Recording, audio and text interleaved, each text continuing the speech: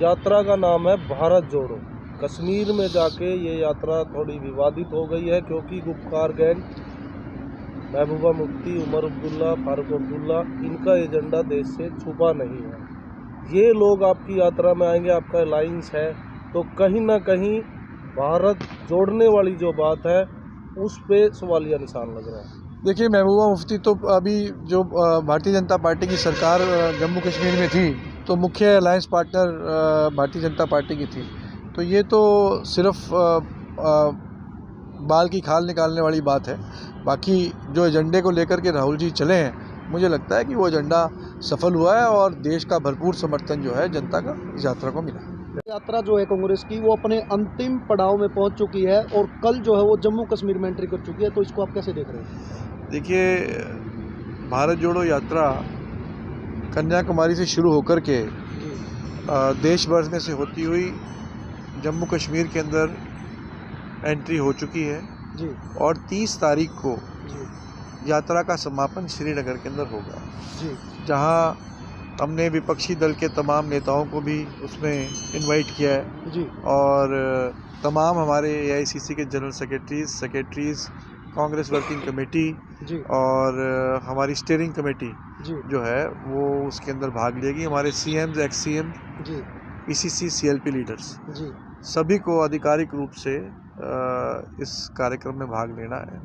तो 30 तारीख को समापन होने जा रहा है। जी। मैं समझता हूँ कि यात्रा जिस उद्देश्य से शुरू हुई थी, जी। वो उद्देश्य आदरणीय राहुल जी ने भाईचारे का जो पैगाम कन्याकुमारी से शुरू किया, जी। वो बहुत बेहतरीन तरीके से पूरे देश में से होता हुआ वो पैगाम आज पूरे देश भर में, दुनिया भर में उस पैगाम का असर देखने को मिला है। और हरियाणा में भी जब यात्रा आई तो ऐतिहासिक स्वागत और समर्थन हरियाणा के लोगों ने, ख़ास तौर पे उत्तरी हरियाणा की मैं बात करूं, क्योंकि यात्रा का मुख्य रूप जो है वो उत्तरी हरियाणा के अंदर रहा, तो बहुत बेहतरीन समर्थन लोगों का मिला। और मुझे पूरी उम्मीद है कि आने वाले समय में जिस प्रकार की ऊर्जा राहुल जी के आने से हम सबको मिली है, कार्यकर्ताओं को मिली है, एक बड़ा बदलाव जो है वो हरियाणा की राजनीति में आने वाले समय में होगा। आपने हरियाणा में भारत जोड़ो यात्रा का जिक्र किया, तो प्रदेश के मुख्यमंत्री जो है मनोहर लाल खट्टर जी, उन्होंने राहुल गांधी जी को पप्पू और जमुरा जो शब्द है वो कह करके पुकारा, इसको आप कैसे देख रहे हैं? देखिए, हर एक व्यक्ति के विचार जो है वो संस्कारों के ऊपर आधारित रहते हैं जी। और क्योंकि मैं हमेशा से बोलता आया हूँ कि भारतीय जनता पार्टी के लोग सामाजिक प्राणी नहीं हैं जी। और ख़ास तौर पे जिनकी RSS के अंदर ट्रेनिंग हुई है जी। उनके अंदर तो देशद्रोह के कीटाणु जो हैं वो आज से नहीं 47 से पहले से मौजूद हैं। जी। क्योंकि मैंने पहले भी कहा कि RSS के लोग, भाजपा के लोग जब देश की आज़ादी की लड़ाई चल रही थी, ये अंग्रेज़ों से हाथ मिला करके भलाई खाने का काम करते थे।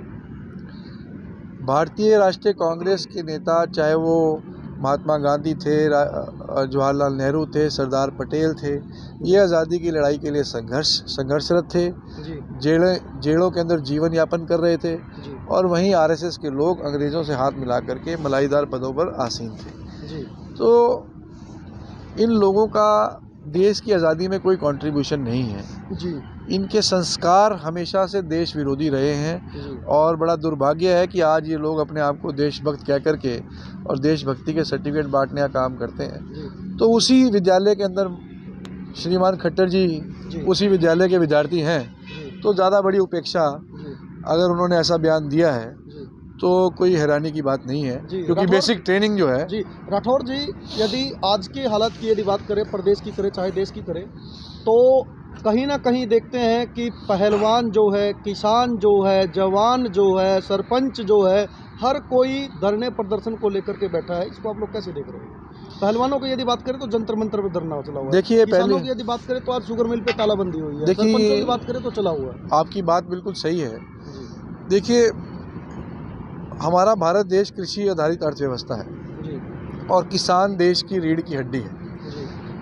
मौजूदा सरकार का ये पहला प्रहार नहीं है। जब से सरकार 2014 के बाद जैसे ही सरकार की स्थापना हुई, लगातार हमारे किसान भाइयों के ऊपर प्रहार किसी ना किसी तरीके से ये सरकार करती रही। उद्देश्य सरकार का यही है कि किसान को किस तरीके से कमज़ोर किया जाए, जी पंचायती राज व्यवस्था को किस प्रकार से कमज़ोर किया जाए। जी प्रतिदिन जी कोई ना कोई नया कानून ला करके इस प्रकार के कार्य सरकार के द्वारा लगातार किए जा रहे हैं, जिससे हमारे देश की बेसिक जो एक अर्थव्यवस्था है, जो कृषि आधारित अर्थव्यवस्था, उसको कमज़ोर करने का काम भाजपा सरकार कर रही है। जी मौजूदा हालात में अगर आप देखें तो आज सरपंच जी हमारे जो भाई हैं 2 साल के बाद, अंतराल के बाद चुनाव जीत करके आए हैं। जी 2 साल तक पंचायतों के पैसे को किस प्रकार से ऑफिसर्स के माध्यम से मिसयूज़ करने का काम इस सरकार ने किया है, जी मैं समझता हूँ कि इनके मुंह खून लगने का काम हो गया। जी और आज जो कानूनों का निर्माण इन्होंने सरपंच भाइयों के अधिकारों को काटने के लिए किया है, जी वो कहीं ना कहीं ये जो आदत पिछले 2 साल के अंदर पड़ी है जी अफसरों के माध्यम से काम करने की, जी ये मुझे लगता है कि उसी सोच का एक प्रोडक्ट है, उसी सोच का ये नतीजा है कि इस प्रकार का कानून खट्टर सरकार लेकर के आई है। राठौर ये- जी, महिला कोच के द्वारा खेल मंत्री संदीप सिंह पर आरोप लगाए हैं यौन शोषण के, और कहीं ना कहीं विनेश फोगाट जैसी जो ओलंपियाड जो है वो भी दिल्ली के अंदर जंतर मंतर पर धरने में बैठी, इसको कैसे देखते हैं? देखिए, बहुत सीरियस बात है। जी अंतर्राष्ट्रीय स्तर के हमारे खिलाड़ियों ने जी कुश्ती संघ के ऊपर बड़े बड़े प्रश्न चिन्ह खड़े करने का काम किया है। जी ये सीबीआई जांच की मांग, मुझे लगता है कि ये सीबीआई के दायरे के अंदर आना चाहिए, जी और खिलाड़ियों ने जो बात रखी है, जो शिकायतें दी हैं, जी उसकी गहराई से जांच होनी चाहिए। ये कोई छोटा एलिगेशन नहीं है। जी अंतर्राष्ट्रीय स्तर के सभी पहलवान हमारे जो हैं, उन्होंने इस प्रकार की बात की है, तो इसकी जांच प्रॉपर होनी चाहिए। पर सरकार की चुप्पी जो है वो कहीं ना कहीं एक बड़ा प्रश्न चिन्ह सरकार की कार्रवाई के ऊपर पैदा करती है। जी बेरोजगारी दर के मामले में हरियाणा लगातार चौथे वर्ष जो है प्रथम स्थान देश में हासिल किया है, इसको आप कैसे देखते हैं? क्योंकि आपने पिछली बार जब प्रेस वार्ता की थी तो आपने वादा किया था कि यदि घरोंडा मौका देगा तो जितने राशन कार्ड होंगे उतने ही ब्लॉक के हल्के के अंदर जॉब कार्ड होंगे। देखिए, हमने तो हमेशा से कहा है कि भाई हमारी सरकार बनेगी तो हम अपने इलाके के बच्चों को रोज़गार उपलब्ध कराने का काम करेंगे। जी खट्टर साहब मेरिट की बात करते हैं, जी मैं एक बात करता हूँ, भाई हमारे इलाके के बच्चे 6-6 फुट के जवान, जी चौड़ी छाती, जी उनसे क्यों ये सवाल पूछते हो कि आगरा का ताजमहल कहाँ था? जी आप उसको डिस्ट्रिक्ट वाइज भर्ती निकाल करके हमारे ज़िले का, हमारे इलाके का कोटा देने का काम हमारे बच्चों को भर्ती करने के लिए करें। जी परंतु सरकार ना तो नौकरियां निकालने का काम कर रही है, ना रेगुलर भर्तियां कर रही है, और कहीं ना कहीं एससी और बीसी रिजर्वेशन को ख़त्म करने के लिए जी रेगुलर पोस्टों को निकालने का काम सरकार नहीं कर रही, जी और ठेकेदारी प्रथा को बढ़ावा दे रही है, ताकि एससी बीसी भाइयों के अधिकारों को, रिजर्वेशन को पूर्ण रूप से हरियाणा के अंदर समाप्त किया जाए। जी तो भारतीय जनता पार्टी ना केवल नौजवानों के खिलाफ है, भारतीय जनता पार्टी कहीं ना कहीं संविधान के तहत जो रिजर्वेशन बैकवर्ड क्लासेस और एससीज को मिल रही है, जी। उसके भी घोर खिलाफ जो है वो भारतीय जनता पार्टी की सरकार है। राठौर जी, इस भारत जोड़ो यात्रा को लगभग 125 दिन हो चुके हैं, या यूँ कह लीजिए कि पूरे 13 राज्यों के अंदर से ये यात्रा गुजरी है, तो इस यात्रा को कितना सफल मानते हैं आप?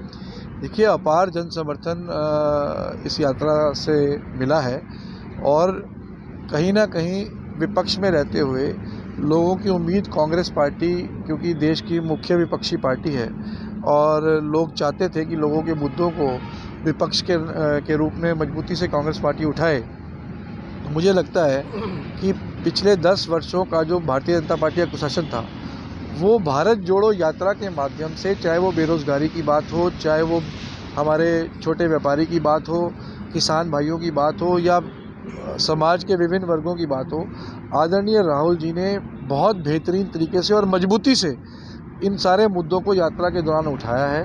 करोड़ों लोग जो है यात्रा में राहुल जी के साथ चले हैं, अपार जन समर्थन यात्रा को मिला है। लोगों की आशा और उम्मीद राहुल जी के प्रति बढ़ी है, और लोग इस विश्वास के साथ कि राहुल जी आने वाले दिनों में देश की जनता के मुद्दों के ऊपर लड़ाई मजबूती से लड़ेंगे, मुझे लगता है कि यह विश्वास पूरे देश के अंदर पैदा हुआ है।